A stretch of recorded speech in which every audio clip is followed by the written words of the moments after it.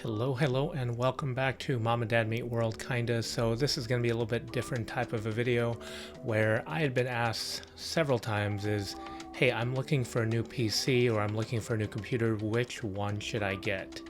And the question that comes up is, should I get PC or should I get Mac? And so this is the video that is going to address those questions. So we can talk about desktops, laptops, all that different type of computer here. That will be in a separate video, but in this video we are going to address whether or not you should actually get a PC or a Mac. And so it is 2022 and I converted to Apple approximately in 2012, so it's been over 10 years, and it has taken me a little bit to actually get to the full transition.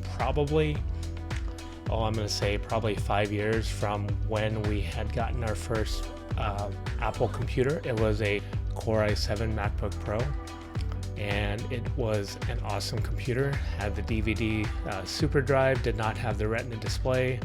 You could upgrade, all of the stuff like, memory and hard drive, remove the DVD drive, actually ended up putting a secondary solid state drive in there. So this computer ran very, very well. And but I do gotta say, there are some advantages and some disadvantages in switching over. Some disadvantages, maybe including some of the software that does not run natively well on a Mac. And I'm going to give you an example. It's Microsoft Office. Sometimes I've got counterparts and I use a work computer that does have Microsoft Office, and for PC it seems like there are some features that are just missing, and I don't know if this is intentional, but they're just missing from the Mac side that I don't see on the PC side. One of the big advantages to switching over from PC to Mac is going to be compatibility. So I use an iPhone, and it was 2012 when I converted to an iPhone. I had an iPhone 5 right before the iPhone 5S came out. Long and short of it, there's so much integration that can be done. If you do have an iPhone and you use your iPhone as your primary device, and you want just that seamless integration with a PC. So one of the things is photos. If you take a lot of photos, which I think we all do, you can easily take those photos, bring them right over to your Apple computer, whether it be a MacBook or a Apple Studio or a Mac Mini. It really does not matter. It just seems to just kind of flow over, and you could do the same with your files that you save on your on iCloud Drive. I've got my iCloud desktop all set up to where my desktop is integrated into the iCloud Drive, which is really neat. Your contacts, your calendars, stuff like reminders, Safari tabs. So instead of manually, porting those things over, you've got them right there. And I'll go back to photos again. When you take that photo, I remember many years ago, I did run an Android phone. I actually ran a Windows phone, and you had the micro SD card that you can just put into your computer and import those photos over and find a way to save them. But I absolutely love that you can use your Photos app, and your photos can just save everything. And then if you've got your iCloud storage, you can import those files directly to your iCloud, so you've got redundancy right then and there. You can save them local, you can import them to the cloud, you can download them anytime. And I don't know what it is with the way that Apple has their optimized Mac storage, but you can get away with as little as 128 gigs of storage, whether it be on your phone or on your computer. But their optimization works very, very well to where if you don't use it, it'll offload it. If you do use it, it'll re-download it. So convenient. Absolutely love that. Not a gamer, so if you want to game, definitely the best way to probably game, PC gaming.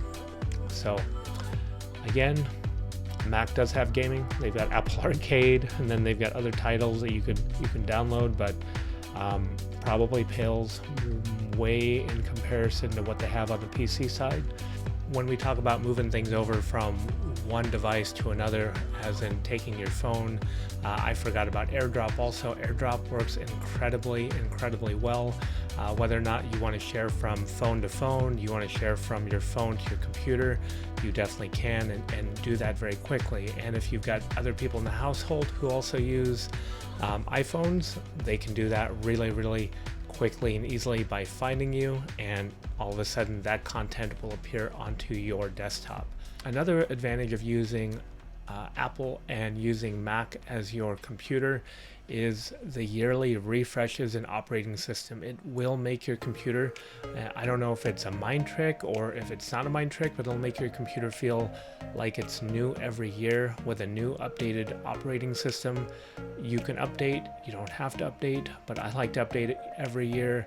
It's new. I mean, it's new, it's fresh, it seems like it. New features that have come out, like continuity camera, where you can use your iPhone as your main camera if you'd wanted, as opposed to your MacBook. You can definitely do that.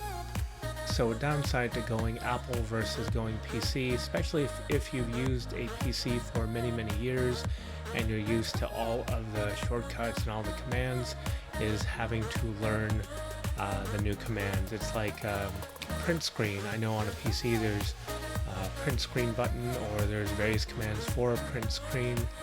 For a Mac, it's Command Shift 3 or Command Shift 4 if you want to get a portion of your screen. But I do have a video to that I will link at the end.